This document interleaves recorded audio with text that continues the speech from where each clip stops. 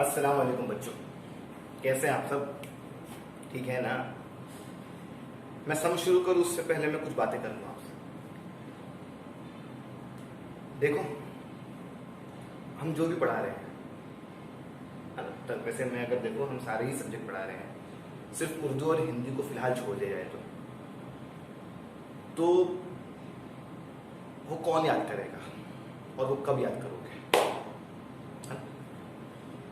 तो इस चीज पे ज्यादा जोर दिया जाए कि जो भी सब्जेक्ट यहाँ पे कवर होते जा रहे हैं, जैसे अगर मैं बात करूँ, ज्योग्राफी के 3-4 चैप्टर हो गए हैं, हिस्ट्री के 3-4 चैप्टर हो गए हैं, साइंस के भी हो गए हैं, मराठी के भी हो गए हैं, इंग्लिश के भी हो गए हैं। तो ये सब जो चैप्टर हो रहे हैं उन सबको याद भी करना है। कब याद करोगे? सिर्फ मैथ्स करने से ही आपका परसेंटेज फॉर्म नहीं होने वाला है। तो मैथ्स के पीछे इतना मत भागो, उसके लिए तो मैं हूं ना। क्या टेंशन है आपको? एग्जाम आज हो रहा है क्या? एग्जाम कल हो रहा है क्या? नहीं ना, एग्जाम को तो टाइम है ना अभी। तो उसके लिए आप जरा भी टेंशन मत लो, है ना? टेंशन इस चीज का लो कि जो थियरी सब्जेक्ट अब तक हो रहे हैं तो वो कौन याद करेगा? आप लोगों की गाइड मंगा ली गई थी, आप तक पहुंच भी चुकी है, तो उस गाइड को मंगाना और आप तक पहुंचाना, क्या मकसद था उसका? मकसद ये था कि आप अपने थियरी सब्जेक्ट याद करना शुरू कर दो। अगर आप इस इंतजार में हो कि स्कूल खुलेगी, क्लास खुलेगी तो मैं पढ़ूंगा, तो मैं कह दूं आपसे तब बहुत देर हो चुकी होगी, है ना? तो मैथ्स के ही पीछे मत भागो, थियरी सब्जेक्ट के पीछे भागो।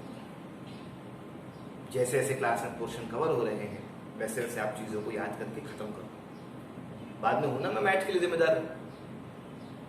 अगर मैं आज आपको 3 सम करवा रहा हूं, 4 सम करवा रहा हूं 1 घंटे में, अगर मामला आगे चल के नहीं खुलता है तो मैं आपको 4 घंटा पढ़ाऊंगा ना एक दिन में। क्यों टेंशन ले रहे हो आप?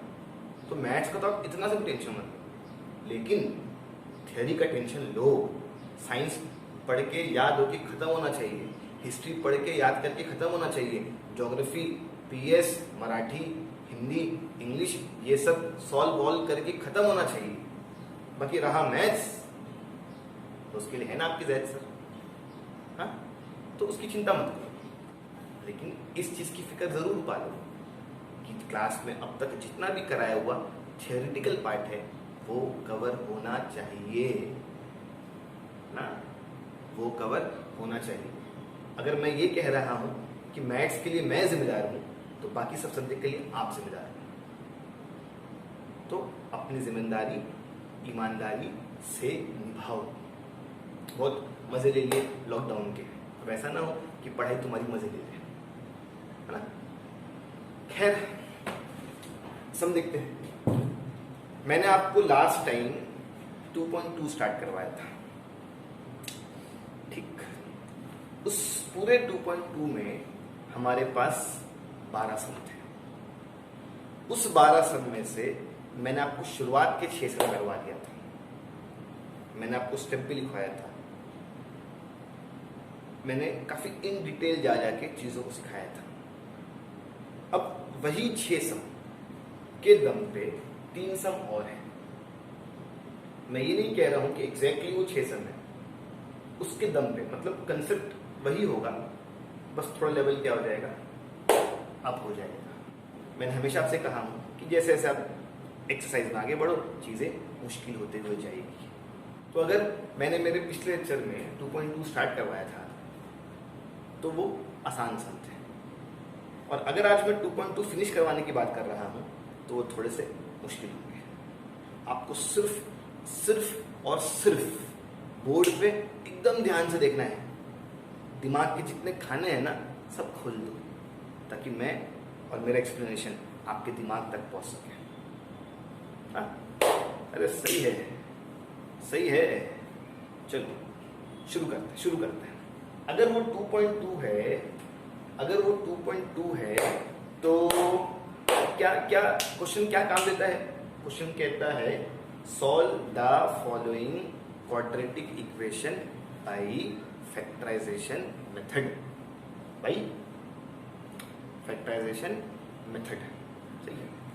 अब अगर मैं इस फैक्टराइजेशन पे थोड़ी सी रोशनी डालूं कि क्या होता है फैक्टराइजेशन, तो मैंने आपसे पिछले लेक्चर में कहा था कि फैक्टराइजेशन को मैं स्प्लिटिंग द मिडिल टर्म बोलता हूं, सही सही।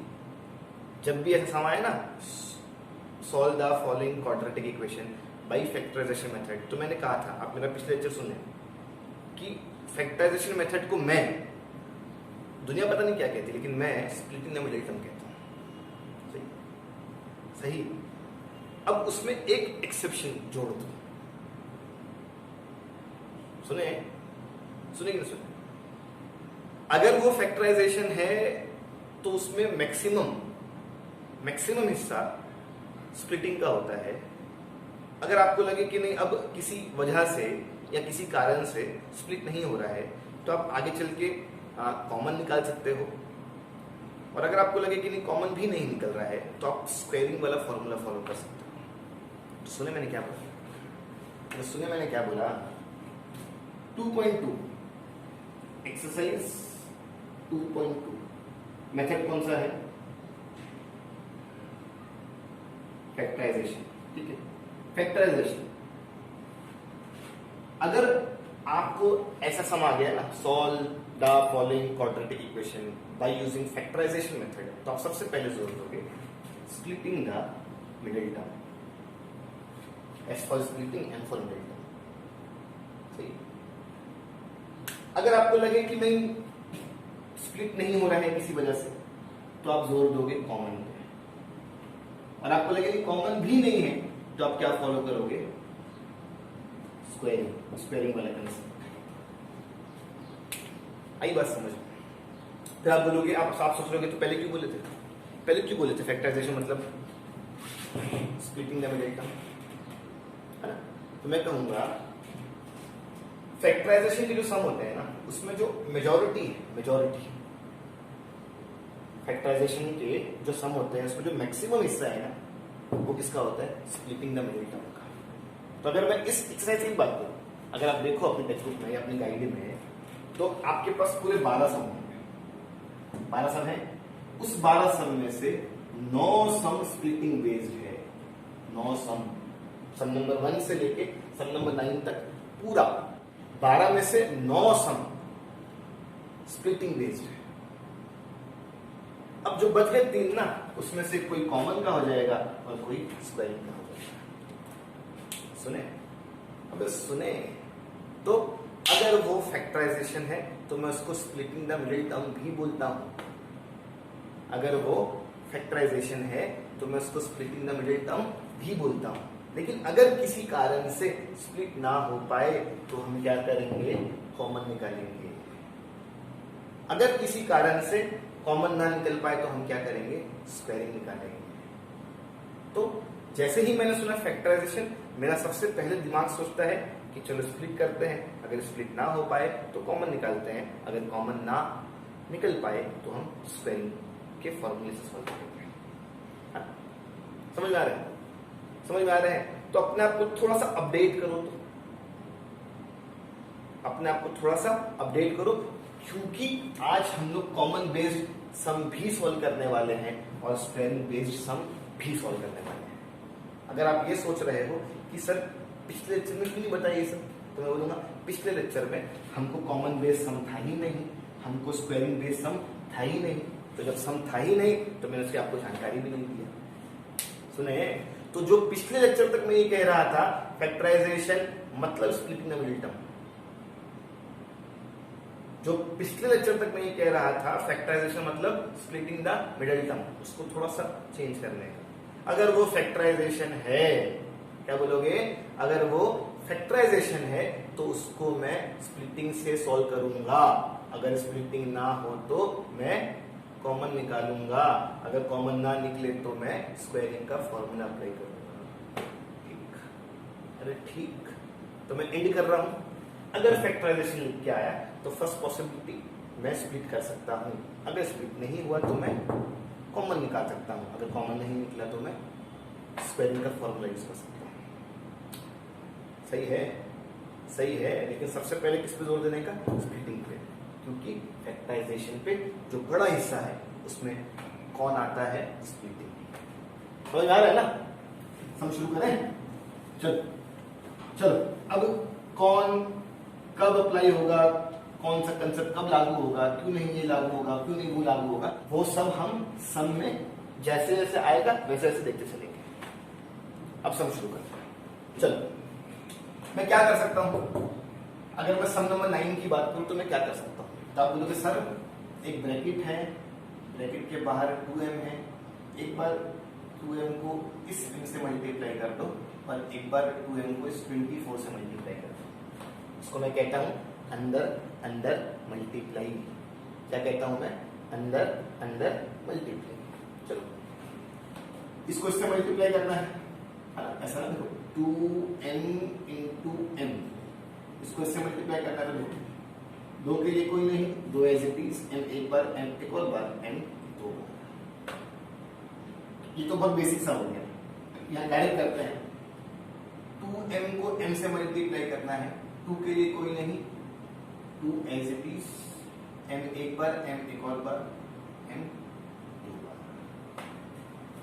समझ आ रहा है? इस वाले को इससे मल्टीप्लाई करना है, 2 के लिए कोई नहीं, 2 एज इट इज, m एक बार, m एक और बार, m दो बार, माइनस का माइनस, 2 into 24 48, m के लिए कोई नहीं।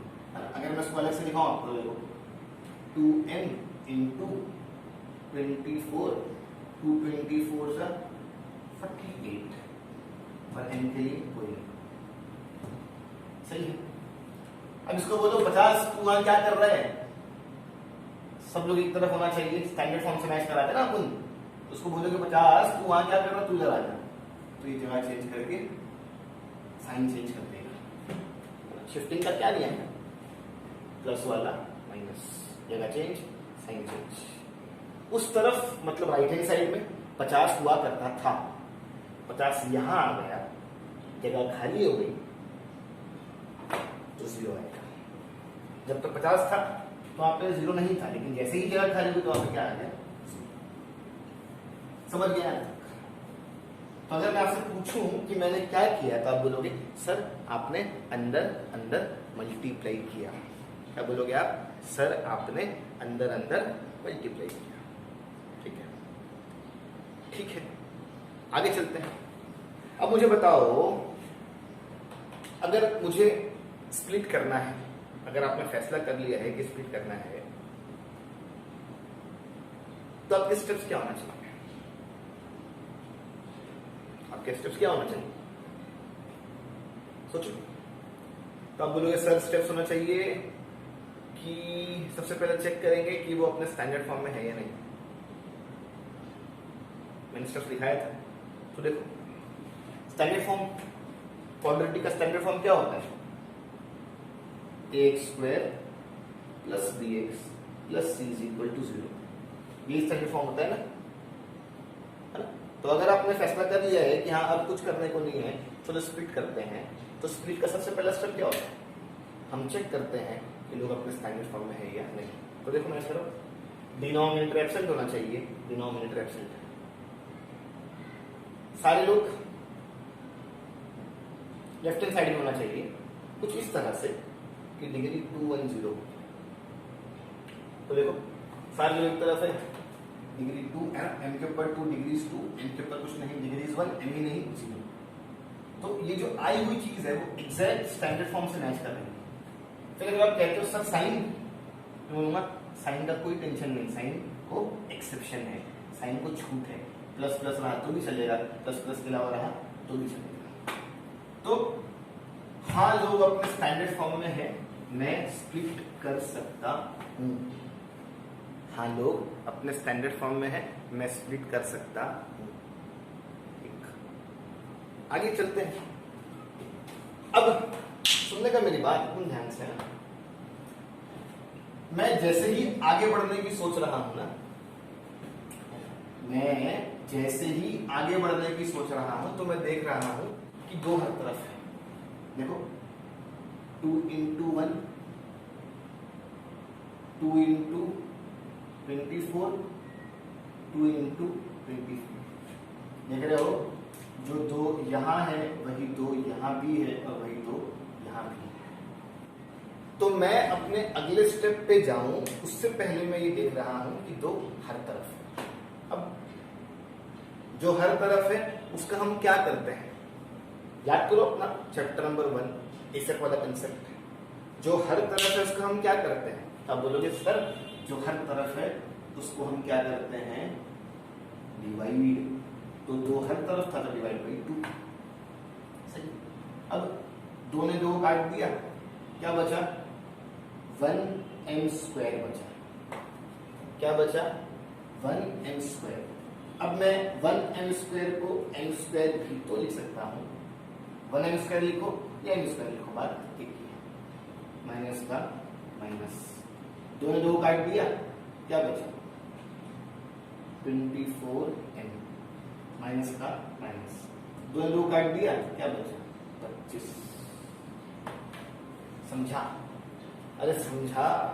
तो मैंने चेक कर लिया था, लोग अपने स्टैंडर्ड फॉर्म में थे, मैं अपना अगला स्टेप साइन कन्वर्जन लेने ही वाला था, तो मैंने देखा कि 2 हर तरफ है, तो मैंने डिवाइड बाई 2 कर दिया। फायदा, आप बोलोगे फायदा क्या हुआ, तो मैं बोलूंगा जो पहले नंबर बड़े थे देखो 50, अब क्या हो गया 25, 48 क्या हो गया 24, आधा हो गया। जो पहले नंबर बड़े थे मुझे थोड़ा सा मुश्किल होता बड़े नंबर में डील करना, अब नंबर क्या हो गए छोटे। अब मुझे कंपैरेटिवली काम क्या हो जाएगा, आसान। काम क्या हो जाएगा, आसान। तो अगर आप ये सोच रहे हो कि सर जरूरत क्या थी डिवाइड करने की, तो मैं बोलूंगा काम क्या हो जाएगा, आसान। आप बड़े वैल्यूज में काम करना चाहोगे या छोटे वैल्यू में, आपका जवाब आएगा छोटे में। तो छोटे के लिए डिवाइड करना काम हो जाएगा, सही है। फिर आपके मन में सवाल आ रहा होगा कि सर इसी ही सम में क्यों डिवाइड है, इससे पहले भी तो हमने 6 सम सॉल्व किए थे, उसमें क्यों डिवाइड किए। तो मैं कहूंगा इसके पहले के 6 सम देख लो, किसी भी एक सम में क्या आपको कहीं भी कोई लोग हर जगह दिख रहे हैं क्या। आप अपना सम नंबर 1 चेक करो, वहां पे कुछ भी एक जैसा नहीं होगा। सम नंबर 2 चेक करो, 3 चेक करो, 4, 5, 6 चेक करो, कुछ भी एक जैसा नहीं होगा। तो इसलिए मैंने वहां पे ये वाला कंसेप्ट नहीं फॉलो किया। यहां पे हर तरफ 2 था तो मैंने डिवाइड बाई 2 कर दिया। फायदा, जो बड़ा था, जो 50 था वो 25 हो गया, जो 48 था वो 24 हो गया, वो आधा हो गया। अगर मैं डिवाइड नहीं करता तो काम बड़े में करना पड़ता, अगर मैं डिवाइड कर रहा हूं तो काम छोटे में करना पड़ता। चलो समझ में आ रहा है ना, समझ में आ रहा है कि नहीं। तो ये सब तो रफ था, मैं मिटा देता हूँ, एग्जाम में सब डिजाइन बनाने का नहीं है, सिर्फ यही सब है जो मिल रहा है। तो मैं स्प्लिट यहां भी कर सकता था लेकिन नंबर बड़े थे, मैं स्प्लिट यहां भी कर सकता हूं, नंबर छोटे हैं। मैंने फैसला ये किया कि चलो यहां से स्प्लिट करते हैं, जो मैंने आपको पिछले 6 सम में करवाया था वही आपको यहाँ पे अप्लाई करना है। चलो चेक करके हो गया था, लोग अपने स्टैंडर्ड फॉर्म में थे, डिवाइड कर दिया, लोग छोटे हो गए। दूसरा स्टेप साइन कन्वर्जन, स्प्लिटिंग का दूसरा स्टेप साइन कन्वर्जन, स्प्लिटिंग का दूसरा स्टेप साइन कन्वर्जन। चलो साइन कन्वर्जन कितने तरह का कन्वर्जन होता है, 4, plus plus, minus minus, minus plus, plus minus. ये मैंने आपको लिखवाया था और मैंने कहा भी था कि नोट डाउन करो, मैं बार बार लिखने नहीं वाला हूं। हाँ? तो मैं साइन कन्वर्जन की तरफ हूं, कितने तरह का कन्वर्जन होता है, 4। चलो माइनस माइनस का क्या कन्वर्जन है, minus plus minus, minus plus minus. पहली चीज एज इट इज, आखिरी चीज एज इट इज। 2 खाली जगह के लिए मैं रुक रहा हूं, क्यों, मैं क्यों रुक रहा हूं, आप लोग कहिए ताकि आप सोचो, वरना मैं धनाधन धनाधन धनाधन पढ़ाई खत्म कर दूंगा। तो अगर वो साइन कन्वर्जन है तो मैंने साइन कन्वर्जन किया, पहली चीज एज इट इज, आखिरी चीज एज इट इज।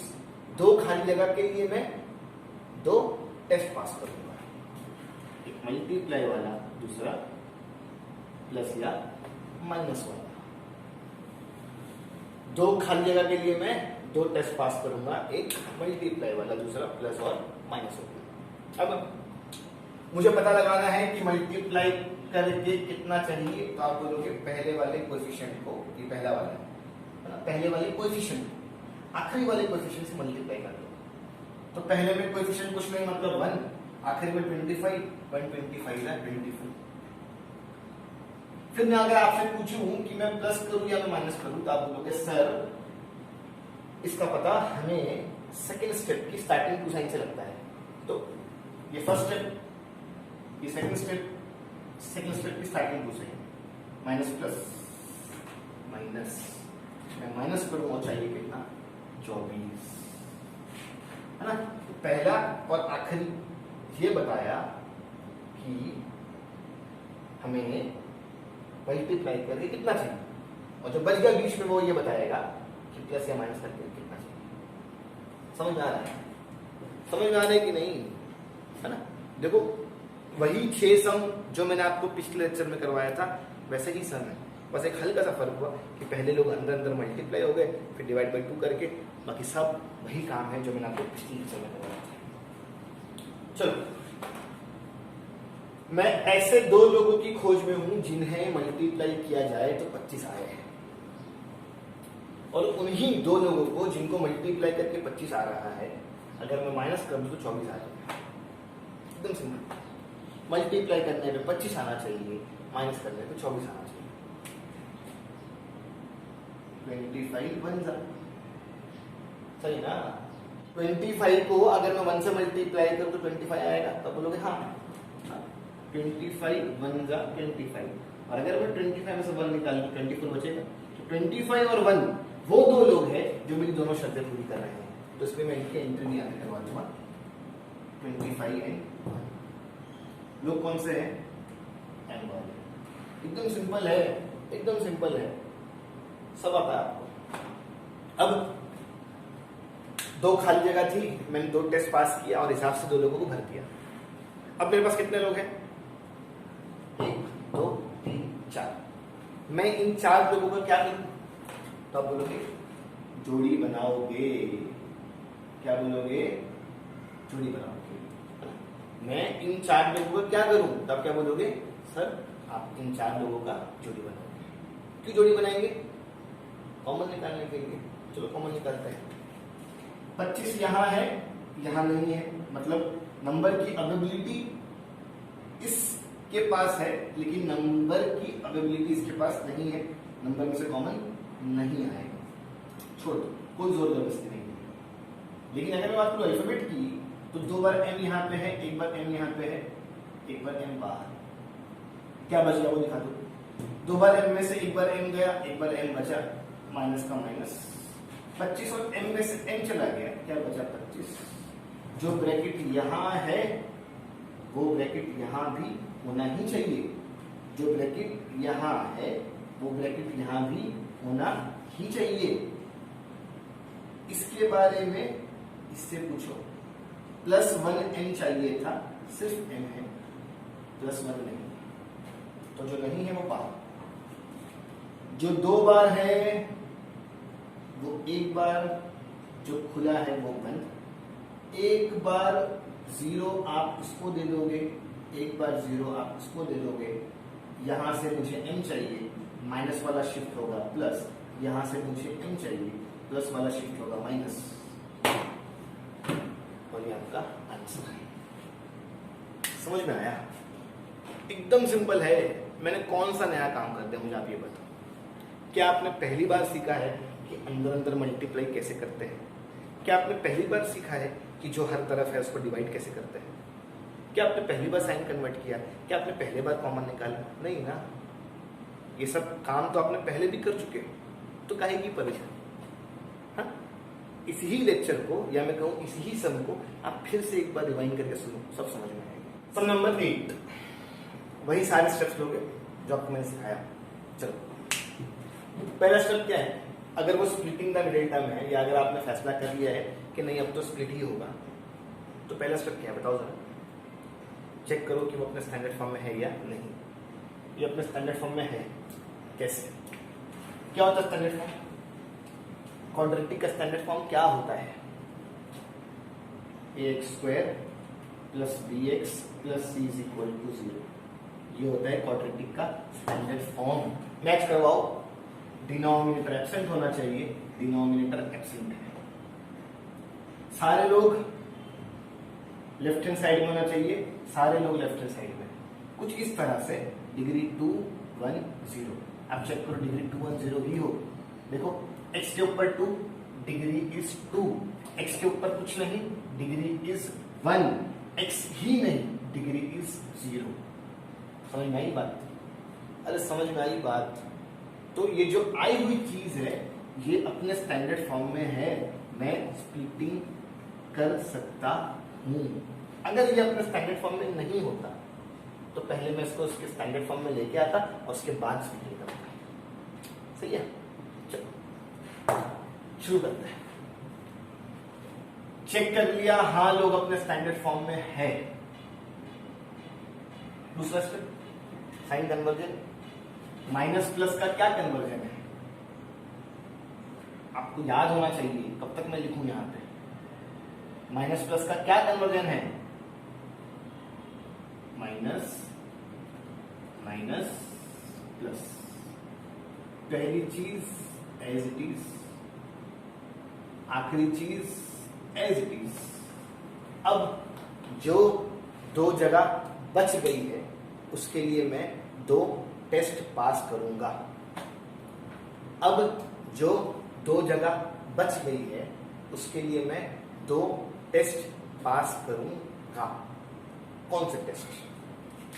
एक मल्टीप्लाई वाला, दूसरा प्लस या माइनस वाला। मल्टीप्लाई करके कितना चाहिए? मल्टीप्लाई करके कितना चाहिए? तो आप बोलोगे 6, है ना? कैसे कैसे मालूम पड़ता है कि मल्टीप्लाई करके कितना चाहिए? कैसे मालूम पड़ता है कि मल्टीप्लाई करके कितना चाहिए?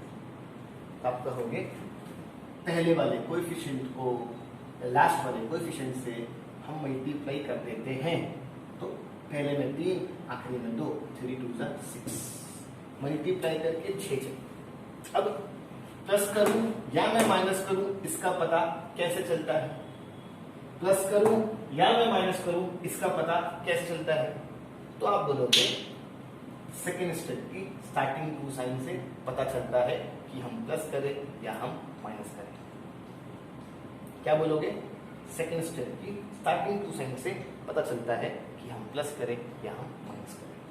Second step starting 2 sign, minus minus plus. हम प्लस करें, चाहिए कितना? बीच वाला, तो बीच में कितना आ गया? 2 6। आगे बात समझ में आ रही है? बात समझ में? तो तब तक तो मामला ठीक था जब तक लोग बिना रूट के थे, लेकिन जैसे ही लोग रूट में आ गए ना तो अब आपकी आंख खुल गई कि ये क्या हो गया। और खुलना भी चाहिए, आंख खोलोगे तो ही समझ में आएगा ना। तो देखो यहाँ देखो यहाँ देखो यहाँ देखो, मल्टीप्लाई करके कितना चाहिए? 3 2 6। फर्स्ट कोएफिशिएंट को लास्ट कोएफिशिएंट से मल्टीप्लाई करते हैं। प्लस या माइनस करके कितना चाहिए? तो आप बोलोगे बीच वाला, तो बीच में क्या है? 2 6। सही है? सही कि नहीं?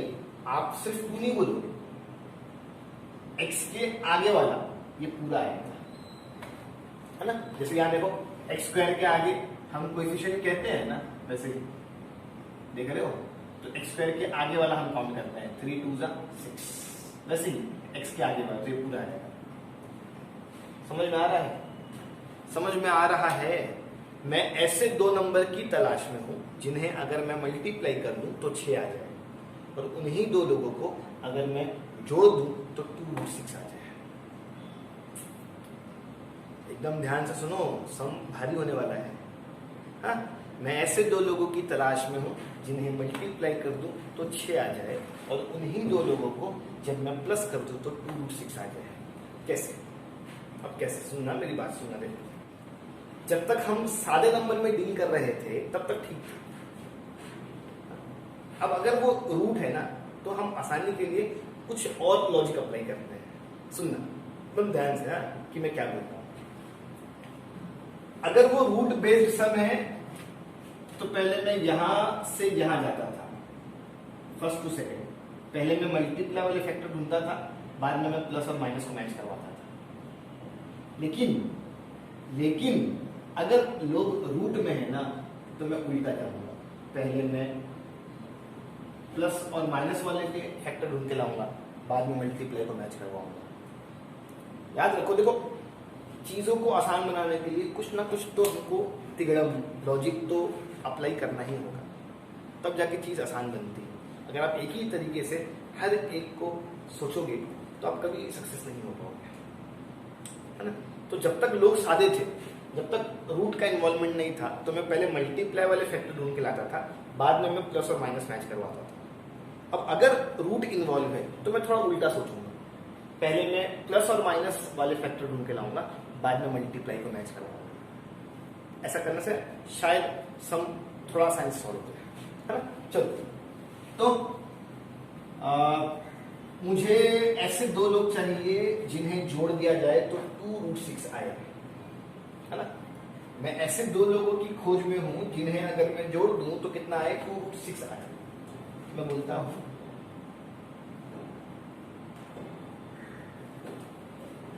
हूं दो लोग चाहिए ना, दो जगह है तो दो लोग चाहिए, तो एक बार √6 और एक बार √6, दो बार √6 आए ना। अगर मैं कहूं 2 रुपया तब क्या बोलोगे, आप बोलोगे 1 रुपया और 1 रुपया क्या बनाते हैं, 2 रुपया।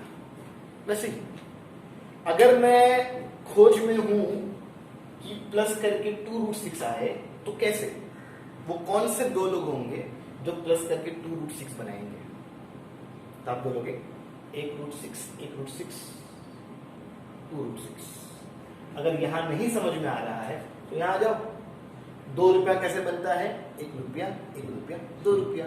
वैसे ही 2√6 कैसे बनेगा, 1√6 2√6। सही है। तो मैंने प्लस वाले फैक्टर ढूंढ लिया, तो आप बोलोगे ठीक, ये वो दो लोग हैं जो ये शर्त पूरी कर रहे हैं, ये वो दो लोग हैं जो ये वाली शर्त पूरी कर रहे हैं। लेकिन इसका क्या, ये शर्त भी तो पूरी होना चाहिए, सही ना। हम यहां पे किन की एंट्री करवाते हैं, जो हमारी दोनों शर्तें पूरी करें। तो ये वो दो लोग हैं जो मेरी ये वाली शर्त पूरी कर रहे हैं, लेकिन इस शर्त का क्या, मल्टीप्लाई करके 6 तो आना चाहिए। तो मैं बोलूंगा हाँ, ये वो दो लोग हैं जो मल्टीप्लाई वाली शर्त भी पूरी कर रहे हैं। क्या मैं बोलूंगा, ये वो दो लोग हैं जो मल्टीप्लाई वाली शर्त भी पूरी कर रहे हैं। कैसे, यही सवाल आ रहा होगा ना आपके मन में, कैसे। तो देखो 1√6 प्लस 1√6 2√6 प्लस करके 2√6 आना चाहिए। इन्होंने प्लस करके 2√6 दे दिया। अब क्या ये दो मल्टीप्लाई करके 6 भी ला रहे हैं, हाँ कैसे वो देखना। 1√6 इंटू 1√6 कैसे है, दो कैसे सारे नंबर सादे नंबर से 1 1 जा 1, है ना, बिना रूट वाले से 1 1 जा 1। √6 इंटू √6 √6 इंटू √6 6 कैसे, √2 into √2 2, √3 into √3 3, √4 into √4 4, √5 into √5 5, √6 into √6 6। तो अगर सेम रूट मल्टीप्लाई होते हैं ना तो वही आंसर आता है बिना रूट के। अगर सेम रूट मल्टीप्लाई होते हैं तो वही आंसर आता है बिना रूट के। जैसे √8 इंटू √8 8, सेम रूट मल्टीप्लाई हो रहा है, वही आंसर आया लेकिन बिना रूट के। तो नियम है। अगर मैं आपसे कहूं √91 इंटू √91, तो आप बोलोगे 91। अगर सेम रूट मल्टीप्लाई हो रहे हैं तो आंसर वही आता है बिना रूट के। संडे के बाद मंडे, मंडे के बाद ट्यूसडे। क्या आप मुझसे इस चीज का सबूत मांगोगे कि कैसे मंडे के बाद ट्यूसडे आता है? नहीं ना। वैसे ही याद करो जो मैं कह रहा हूं, अगर सेम रूट मल्टीप्लाई हुआ तो आंसर वही आता है बिना रूट के। सही। चलो, तो 1 1 जा 1, √6 सेम रूट था, मल्टीप्लाई हुआ, आंसर वही आया बिना रूट के। इनके बीच में मल्टीप्लाई, तो यहां भी मल्टीप्लाई, 1 6 6, तो आया ना 6। 1√6 प्लस होके 2√6 दे रहे हैं। 1√6 मल्टीप्लाई होके 6 भी दे रहे हैं। ये वो दो लोग हैं जो मेरी दोनों शर्तें पूरी कर रहे हैं, इसलिए इनकी एंट्री यहां पे कर दी जाए। लोग कौन से हैं? x1। समझ में आया? समझ में आया? मैं वही स्प्लिटिंग फॉलो कर रहा हूं, बस फर्क इतना है जो पहले लोग सादे थे बिना रूट के, अब इसमें रूट इन्वॉल्व है, और कोई बड़ा काम नहीं, स्टेप्स वही होने हैं, है ना? है ना? आगे चले। चलो, 4 लोग आ चुके हैं हमारे पास। कितने लोग आ चुके हैं? 4 लोग। कितने लोग आ चुके हैं? 4। अब जब भी 4 लोग आए तो हम क्या करते हैं?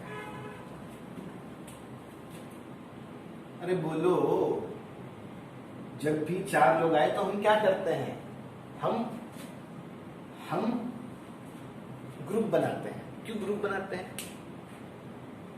कॉमन निकालने के लिए। क्यों ग्रुप बनाते हैं? कॉमन निकालने के लिए। चलो, अब बारी है कॉमन निकालने की। हाँ, चलो, सब ध्यान से रखेंगे, बोल सब ध्यान से। चीज में अभी भी जो वो मुश्किल वाला हिस्सा है वो बाकी है। आगे देखते हैं। अब मैं देख रहा हूं कि नंबर यहां भी है। अब मैं थोड़ा वहां पे काम करूं रफ में। 3 नंबर यहां भी है और नंबर यहां भी है। 1√6 को क्या मैं सिर्फ √6 लिख सकता हूं? हाँ, है ना? x लिखूं या 1x लिखूं, बात एक ही है, लेकिन जो ज्यादा अप्रोप्रिएट है वो ये। तो वही 1√6 को मैं √6 लिखता हूं। नंबर यहां भी है 3, नंबर यहां भी है √6। अब अगर नंबर है तो कॉमन भी आना चाहिए। सही। देखो कैसे कैसे कोशिश करेंगे, ना निकले तो भी ठीक, निकले तो भी ठीक, लेकिन कोशिश तो करनी पड़ेगी। चलो, अब मैं ये देख रहा हूं कि ये जो 3 है ना, 3 ये सादा फॉर्म है और ये रूट वाला फॉर्म है ना? मैं कॉमन निकालने की कोशिश कर रहा हूं। मैं ये देख रहा हूं कि ये जो 3 है वो सादा है, इसके ऊपर कोई रूट नहीं है, और ये जो 6 है इसके ऊपर रूट है। तो जब तक मैं इनको एक लेवल पे ना ले आऊं ना, तब तक मैं कॉमन नहीं निकाल सकता। तो मैं इस 3 को कन्वर्ट करता हूं, तो ये हो जाएगा √3 इंटू √3। सही सही कि नहीं? समझा क्या हुआ? जैसे अगर मैं 4 की बात करूं, 4 कैसे फॉर्म होगा? √4 इंटू √4। 5 कैसे फॉर्म होगा? √5 इंटू √5। 6 कैसे फॉर्म होगा? √6 इंटू √6। 7 कैसे फॉर्म होगा? √7 इंटू √7। 3 कैसे फॉर्म होगा? √3 इंटू √3। 2 कैसे फॉर्म होगा? √2 इंटू √2। ठीक है? वैसे ही एक सादे में है, एक रूट में है, दोनों को एक जैसा बनाना है, दोनों को एक जैसा बनाना है। तो मैं 6 को तो सादा नहीं बना सकता। अगर 6 के बदले अगर 4 होता तो मैं जरूर उसको सादा बना दिया होता, क्योंकि 4 का रूट निकलता है ना? लेकिन यहाँ पे जो 6 है रूट में, वो सादे पे कन्वर्ट नहीं हो सकता।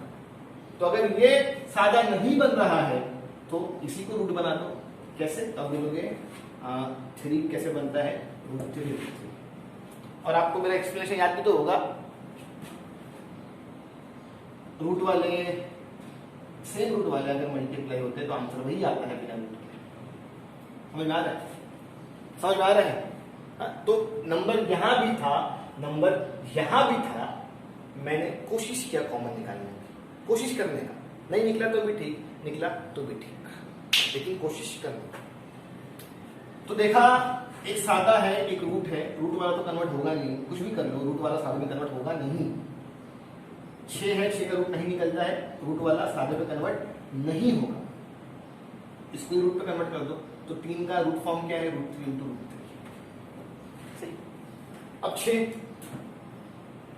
√2 इंटू √3 दिखा, अरे दिखा। तो जिनमें कोशिश हो रही है कि कुछ कॉमन निकल जाए उनका असल रूट ले आओ। 3 कैसे बनता है, √3 से, √6 कैसे बनता है, 2 3 से। देखो मैं थोड़ा सा आपको और समझा दूं। 6 ना, 6 कैसे बनता है, 6 कैसे बनता है, प्राइम फैक्टर निकालो उसका, 2 3 6 3 1 3, ऐसे 6 बनता है ना, ऐसे 6 बनता है ना। तो देखो 2 इंटू 3, यहाँ पे एक रूट था, यहाँ पे भी जाएगा रूट, यहाँ पे भी जाएगा। समझ में आ रहा है, समझ में आ रहा है।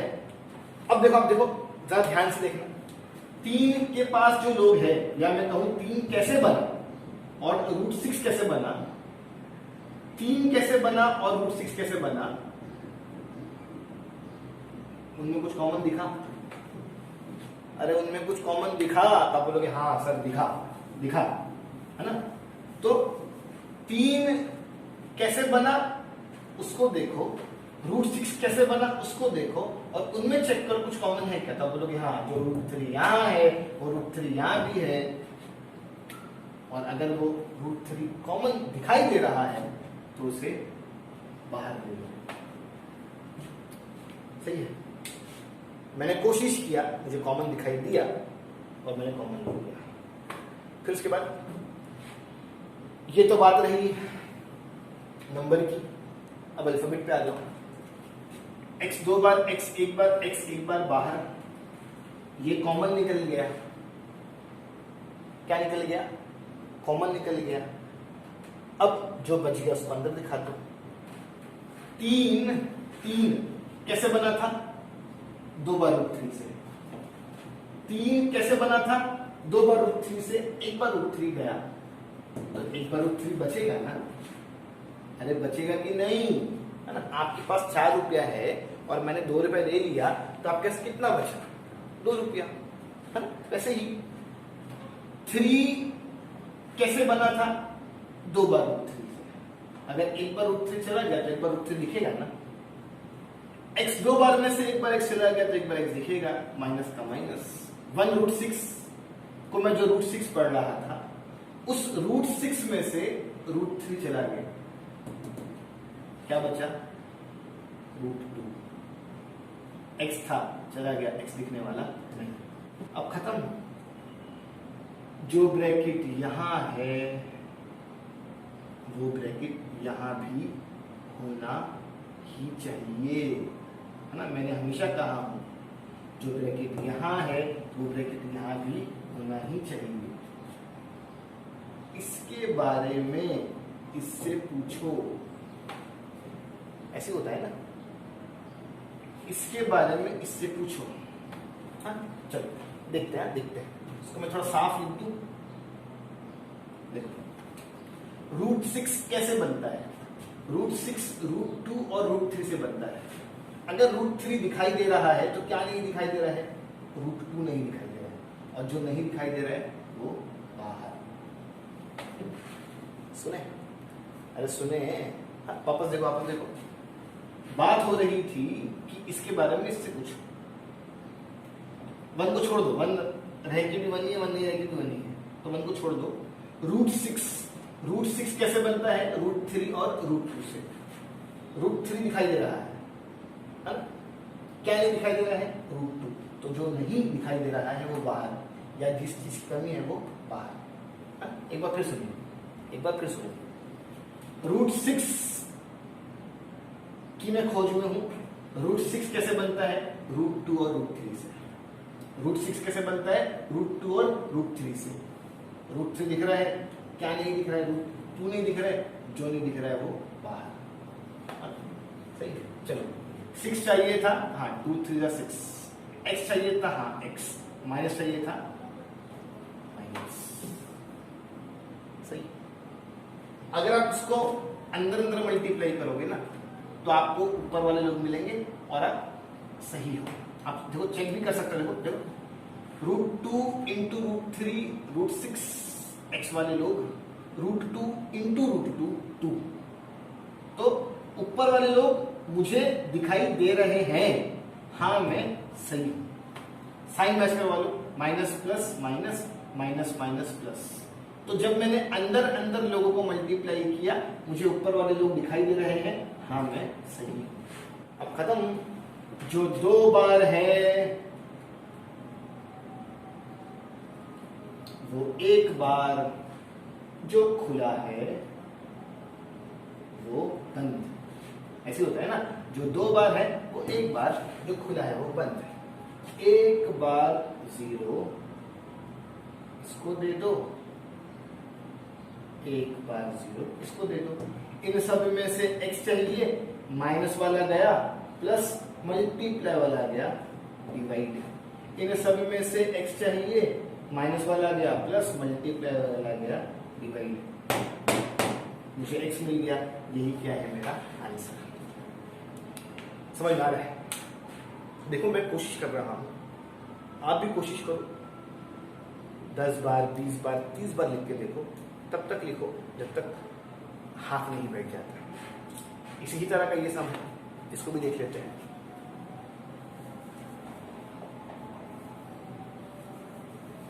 चलो सम नंबर 7। यहां पे एक करेक्शन कर देता हूं, इज इक्वल टू 0 लिख देता हूं। सब एकदम जो काम आपने यहां किया है ना, या जो काम आप अब तक सीखते आए हो वो वहां पे करने का आसान है। चलो सब ध्यान से, सब ध्यान से।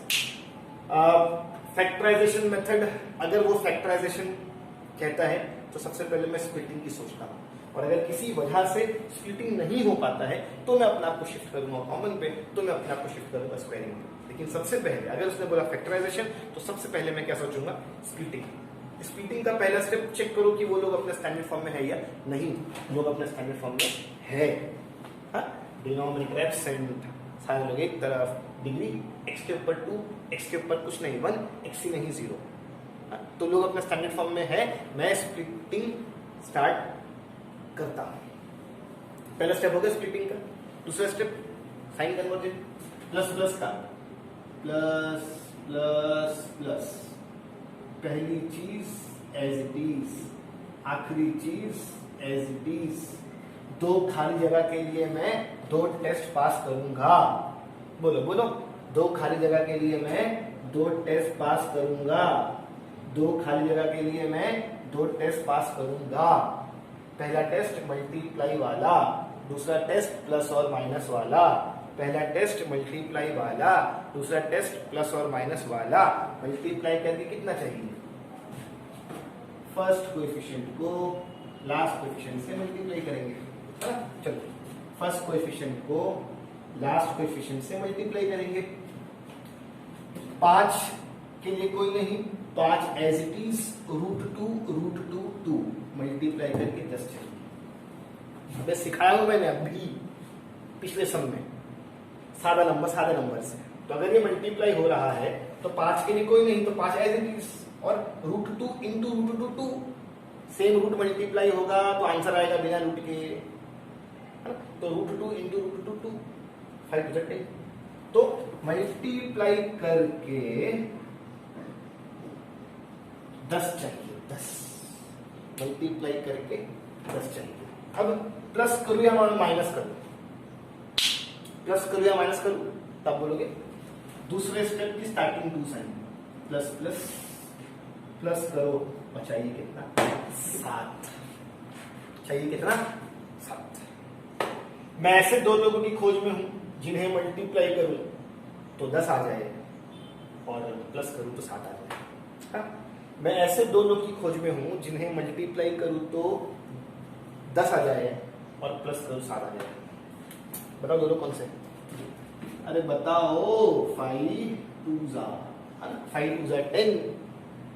मल्टीप्लाई वाली शर्त पूरी हो गई, 5 + 2 7, प्लस वाली शर्त पूरी हो गई। लोग कौन से हैं, x। ठीक है, अरे ठीक है।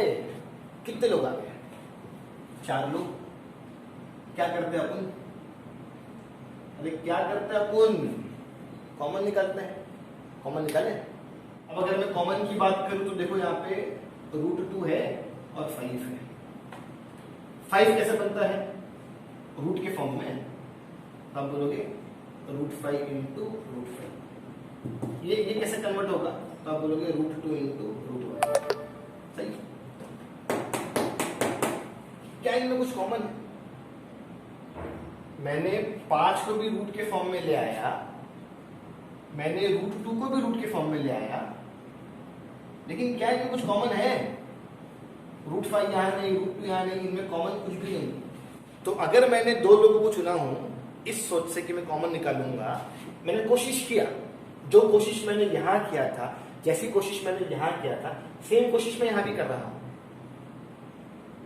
मैंने दो लोगों को चुना कॉमन निकालने के लिए, लेकिन कॉमन है ही नहीं। अब नहीं है तो कोई टेंशन नहीं। मैंने क्या कहा था? कोशिश करो। यहां भी कोशिश किया, कॉमन आ गया था, यहां भी कोशिश किया, कॉमन नहीं आया। तो इस वाले केस में नंबर में से कॉमन आ रहे थे, इस वाले केस में नंबर में से कॉमन नहीं आ रहे हैं, कोई गम नहीं। आई बात समझ में? आई कि नहीं आई बात समझ में? मैं एक बार आपको और समझाना चाहता हूं।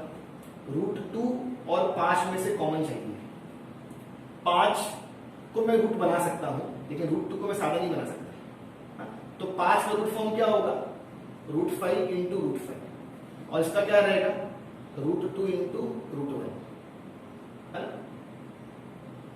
क्या कुछ कॉमन है? क्या √5 यहाँ पे है? नहीं। क्या √2 यहाँ पे? नहीं। मैंने कॉमन निकालने की कोशिश किया, कॉमन नहीं है, कोई गम नहीं। नंबर के पास ऑप्शन रहता है, नंबर कभी कॉमन आता भी है, कभी नहीं भी आता है। अब अल्फाबेट पे आ जाओ। x 2 बार, x 1 बार, x 1 बार बाहर। हाँ, x 2 बार, x 1 बार, x 1 बार बाहर। क्या बच गया? √2x।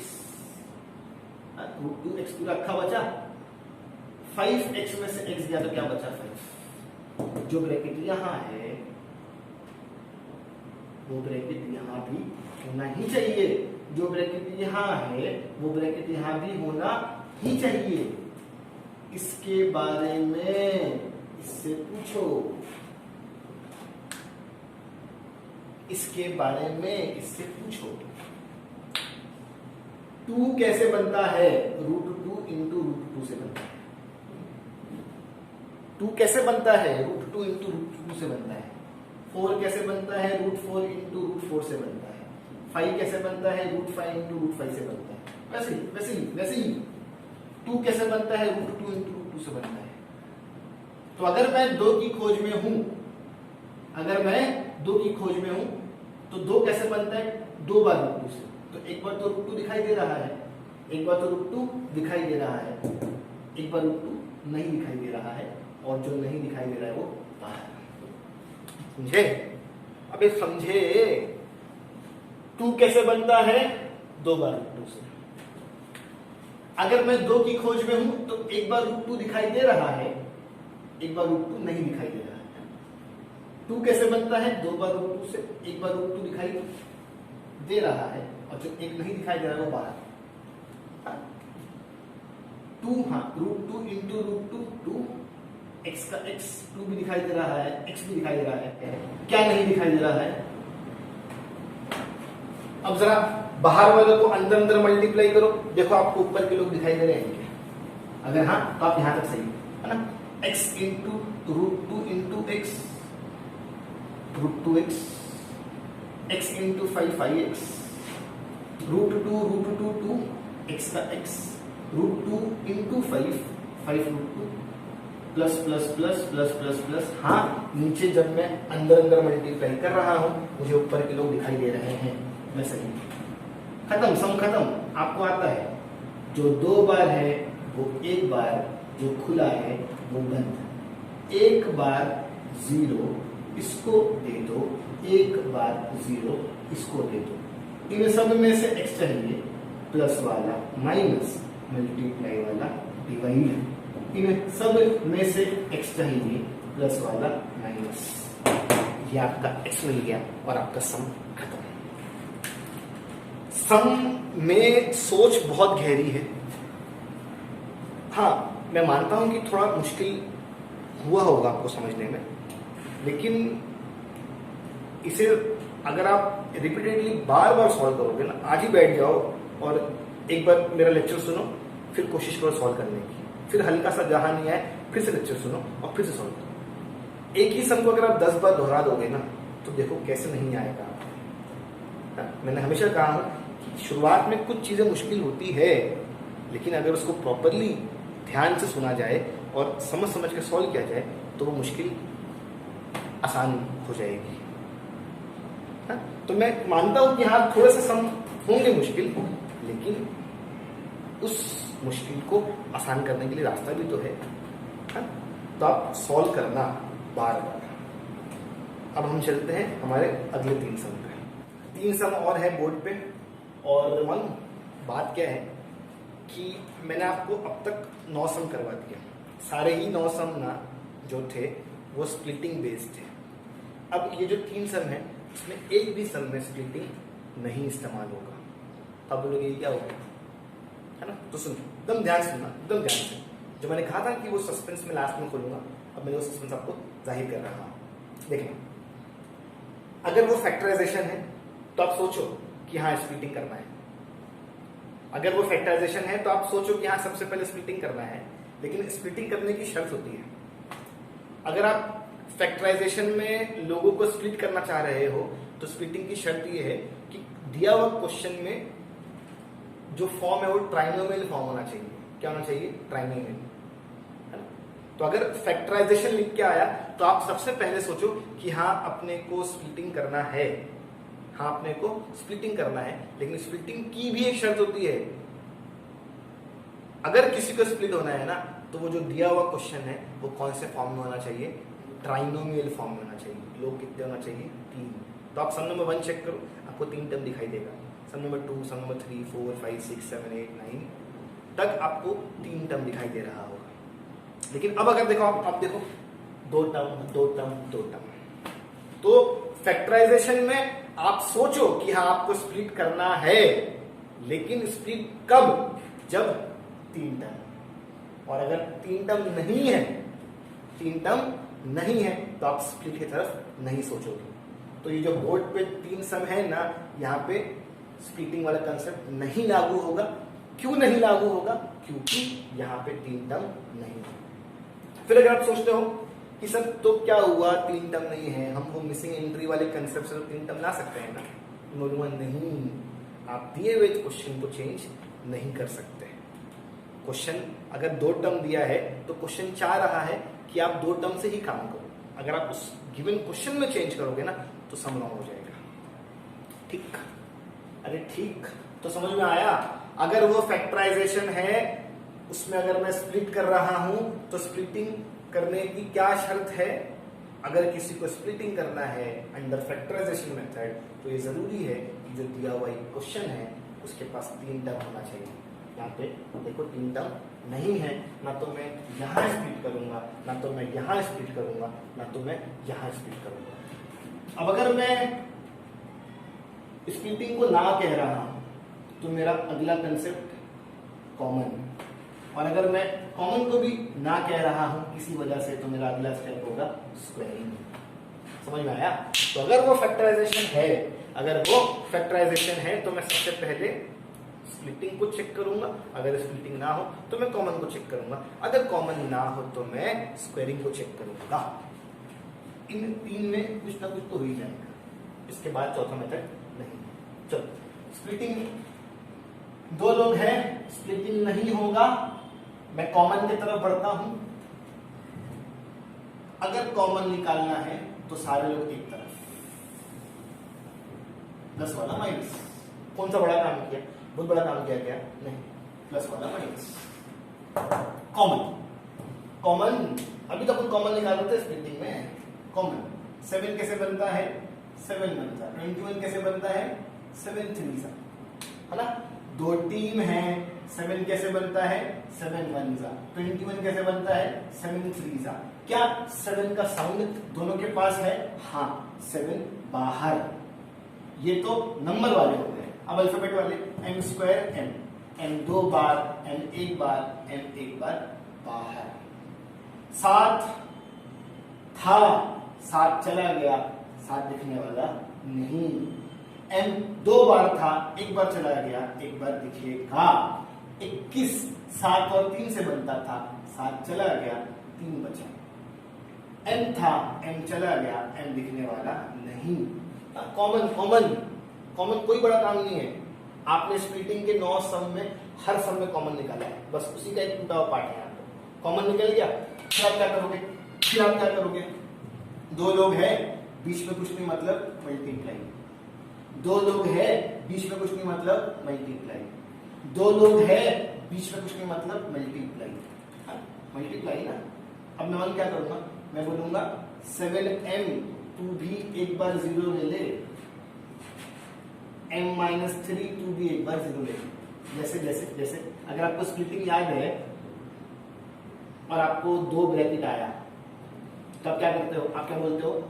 2 ब्रैकेट बीच में कुछ नहीं मतलब मल्टीप्लाई। 2 ब्रैकेट बीच में कुछ नहीं मतलब मल्टीप्लाई। तो एक बार इसको 0 दे दो, एक बार इसको 0 दे दो। ऐसे होता है। सेम चीज यहां भी 2 लोग हैं, मल्टीप्लाई है ना, यहां भी 2 लोग हैं, तो पहले वाले को भी 0 दे देंगे और दूसरे वाले को भी 0 दे देंगे। तो पहले वाले को 0 मिलता था, दूसरे वाले को 0 मिलता था, वैसे ही पहले वाले को भी 0 मिल रहा है, दूसरे वाले को भी 0 मिल रहा है। चलो, इन सब में से m चाहिए, m अकेला होना चाहिए, मल्टीप्लाई वाला 7 डिवाइड। इन सब में से m चाहिए, m अकेला होना चाहिए, माइनस वाला प्लस। 0 मल्टीप्लाई हो या 0 डिवाइड हो, आंसर 0 ही आता है। यहां से मुझे m मिल गया, यहां से भी मुझे m मिल गया, और ये क्या है मेरा आंसर। तो एकदम आसान है, एकदम आसान है। अगर वो फैक्टराइजेशन है तो मैं सबसे पहले जोर दूंगा स्प्लिटिंग पे। अगर वो स्प्लिटिंग नहीं हो रहा है, क्यों नहीं स्प्लिटिंग हो रहा है? किसी को स्प्लिटिंग होना है तो उसके पास 3 टर्म होना चाहिए, यहाँ पे 2 टर्म थे ना। तो अगर वो स्प्लिटिंग नहीं हो रहा है तो मैं अपने आप को कहां शिफ्ट करूंगा? कॉमन पे। कॉमन, अरे कॉमन, एक जैसे लोग बाहर, जो बच गया वो अंदर। एक बार 0 इसको दे दो, एक बार 0 इसको दे दो, यहां से m ढूंढ लो, यहां से m ढूंढ लो। ये क्या है ना आंसर। देखो, पूरे एक्सरसाइज 2.2 में हमारे पास 12 सम थे। उस 12 सम में से मैंने आपको 10 सम सॉल्व करवा दिया, और उस 10 सम में से भी जो 9 सम थे वो स्प्लिटिंग बेस था। एक सम था वो कॉमन बेस था। अब ये जो 2 बच गए ना, वो स्पेयरिंग फॉर्मूले पे बेस्ड है। मेरे पास इतना टाइम नहीं है कि मैं इसको इन डिटेल जाके समझाऊं, एकदम गहराई में जाके। अगर मैं इन दोनों को एकदम गहराई में जाके समझाना शुरू किया ना तो आधा घंटा और लग जाएगा, तो लेक्चर की लेंथ बहुत बड़ी रहेगी। तो मैं अपना आज का लेक्चर यही एंड कर रहा हूँ। मैं जब कल लेक्चर लूंगा ना, तो मैं उसमें ये 2 सम आपको कवर करवा दूंगा। हाँ, फिर ये 2 सम कवर कराने के बाद मैं आपको कल नई एक्सरसाइज शुरू करूंगा। कल ही हम लोग एक्सरसाइज शुरू भी करेंगे और फिनिश भी कर देंगे। तो इस तरह से अपना 2.1, 2.2, 2.3 और 2.4 हो जाएगा। तो मैंने जिस जिस चीज़ों पे जोर दिया हूँ आज, चाहे वो पढ़ाई के ताल्लुक से हो, चाहे वो लाइव लेक्चर के ताल्लुक से हो, चाहे वो और भी चीज़ के ताल्लुक से हो, ज़रा उस पर अमल करो। हाँ, मेहनत करो। वक्त लौट के फिर नहीं आने वाला, लेकिन बोर्ड जरूर आएगा।